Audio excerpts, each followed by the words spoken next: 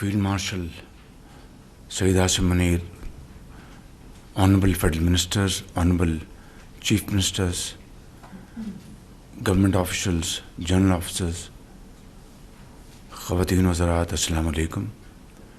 میں آپ سب کو دل کی گہرائیوں سے خوش آمدید کہتا ہوں۔ آج کی میٹنگ کا ایک ایجنڈا ہے، that is the water issue. Hindustan نے حالیہ جنگ میں بدترین شکست کھانے کے بعد جو تواتر سے 1960 کے پانی کے معاہدے کو ویپنائز کرنے کے لیے جو دھمکی اور جو تھریٹس وہ دے رہا ہے، وہ اس میں کوئی کمی نہیں آئی، بلکہ اس میں دن بدن اس میں اضافہ ہوتا جا رہا ہے۔ اللہ تعالیٰ کے فضل و کرم سے جس طرح قوم کو، پاکستانی قوم کو رب تعالیٰ نے اپنی بے پایاں فضل و کرم سے جو عظیم فتح اور عزت عطا فرمائی ہے، اس کا ہم جتنا بھی اس مالک کا شکر ادا کریں وہ کم ہے۔ اور ایک ہی طریقہ ہے اس خدائے بزرگ بردر کا شکر ادا کرنے کا کہ ہم شبانہ روز محنت کریں اور اس قوم کو اسی جنگ کی جو فتح، اس کی عظمت جو ہے، اسی طرح پاکستان کو ایک عظیم ملک بنائیں۔ اور وہ ہے ہمارا معاشی میدان، جس میں وفاق نے صوبوں کے ساتھ مل کر 24 کروڑ عوام کے لیے ایک شاندار مستقبل ترتیب دینا ہے۔ اور وہ باتوں اور تقریروں سے نہیں ہوگا، وہ مسلسل محنت، شبانہ روز محنت، خون پسینہ گرانے سے ہوگا، اس کے بغیر نہیں ہوگا۔ اور انشاءاللہ مجھے پورا یقین واثق ہے کہ یہاں پر موجود ہماری جو provincial leadership, national leadership, military leadership مل کر انشاءاللہ اس خواب کو شرمندہ تعبیر کریں گے۔ آج کا موضوع اسی حوالے سے جو ہندوستان نے پاکستان کے خلاف جو پانی بند کرنے کا جو دھمکیاں دے رہا ہے، اس کو پوری دنیا نے اس کو ریجیکٹ کیا ہے۔ تو یہی وجہ ہے کہ ہندوستان تڑپتا رہا، لیکن اس کو کوئی اس معاملے میں پولیٹیکل سپیس نہیں ملی۔ مگر بطور ایک قوم کے آج ہمارا فرض ہے کہ ہم اپنی آنے والی نسلوں کے لیے اور آج کے لیے اور کل کے لیے ہم ہندوستان کی اس دھمکی کے خلاف کیا ہم اقدامات کرتے ہیں، اور کس طریقے سے ہم اپنا جو پانی کا ہمارا جو حق ہے ایز اے لوور رائپیرین، اس کو ہم کس طریقے سے ہم اس کو پروٹیکٹ کرتے ہیں اور سیکیور کرتے ہیں۔ یہ وہ چیلنج ہے میں سمجھتا ہوں کہ جس کے لیے ہمیں مل کر اپنی ارگ ریزی کے ساتھ ایسے فیصلے کرنے ہوں گے کہ جس سے کہ آنے والی نسلیں آپ پر، ہم سب پر وہ فخر کر سکیں۔ پاکستان کے پاس 1960 کی ٹریٹی کے حوالے سے 3 ویسٹرن ریورس ہمارے پاس ہیں، انڈس، جہلم اور چناب۔ تو اس کے لیے میں سمجھتا ہوں کہ ہمیں فی الفور اقدامات ہمیں اٹھانے ہیں، اور اس کے لیے میں نے آج آپ کو ذمت دی ہے۔ آئی ایم ویری گریٹفل، آپ سب یہاں پر تشریف فرمائیں، پورے پاکستان کی لیڈرشپ یہاں پر موجود ہے۔ تو یعنی قصہ کوتا ہمیں اپنے 24 کروڑ عوام کے لیے، چاروں صوبوں کے اپنے بھائیوں اور بہنوں کے لیے، بزرگوں کے لیے ہمیں پانی کی ہماری جو ریکوائرمنٹ ہے اس کو ہمیں سیکیور کرنا ہے۔ جس طرح ہم نے اس جنگ میں اس کو شکست فاش دی ہے، اس کا یہ بھی جو گھمنڈ ہے، غرور، اس کو بھی انشاءاللہ ہم سب مل کر خاک میں ملائیں گے۔ اور اس کے علاوہ پھر میں تفصیل میں نہیں جانا چاہتا، UN واٹر کورسز کنونشن جو ہے، اس میں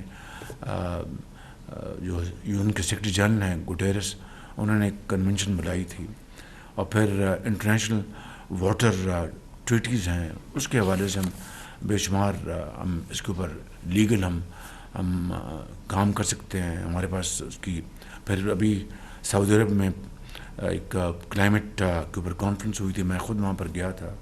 تو یہ وہ فورمز اویلیبل ہیں، لیکن اصل بات یہ ہے کہ یہ فورمز تبھی ہمارے لیے ریلیونٹ ہوں گے جب تک ہم خود اپنے آپ کو ہندوستان کے مقابلے میں ریلیونٹ نہ کر لیں. اور اس کا واحد طریقہ یہ ہے کہ we have to build water storage capacity. 1991 کا جو معاہدہ ہے اس میں واضح طور پر لکھا ہے کہ نئے اسٹوریج کیپیسٹی ہم بنائیں گے. میں اس اسٹوریج کیپیسٹی کی بات کر رہا ہوں جہاں پر کوئی کنٹروورسی نہیں ہے, نہ سندھ میں, نہ کے پی میں, نہ بلوچستان میں, نہ پنجاب میں. کہیں اگر کوئی کنٹروورسی ہے تو I'll be the last man to touch it even with a barge pole. That is out of question. لیکن جہاں پر ٹوٹل یونانیمٹی ہے, جہاں پر اتفاق رائے ہے, وہاں پر اگر آج ہم مل بیٹھ کر ہم اپنا پیٹ کاٹ کر اگر اسٹوریج کیپیسٹی بلڈ نہیں کریں گے تو آنے والی نسلیں ہمیں معاف نہیں کریں گی.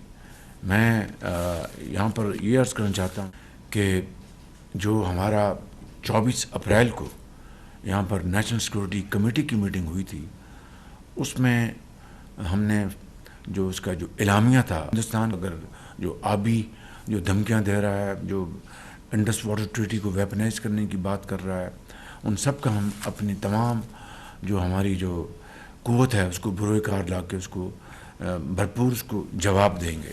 تو میں سمجھتا ہوں کہ اس کے علاوہ پولیٹیکل ڈپلومیٹک لیول پر بھی ہم اپنی تمام جو ایکٹیویٹیز جو ہیں اس کو ہم انیشیٹ کریں گے. انڈس واٹر ٹریٹی میں it is very clearly spelled out in no uncertain terms کہ neither India nor Pakistan will have the right to exit unilaterally. Quote end quote ہے, اس میں کوئی اس میں گنجائش نہیں ہے. لہٰذا اس کی یہ ساری بڑکیں بےمانی ہیں, لیکن زندہ قومیں جو ہیں وہ اپنا انتظام کرتی ہیں, وہ اپنا پورا مستقبل کے لیے ایک پروگرام بناتی ہیں, لائحہ عمل تیار کرتی ہیں.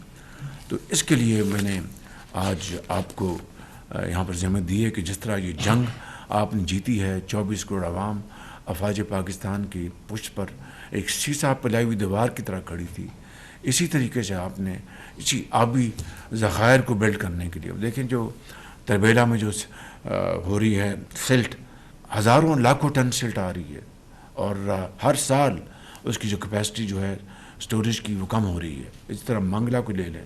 میں سمجھتا ہوں کہ this is high time that we take bold decisions and decisions which will create respect for all of you and all of us in the eyes of our future generations.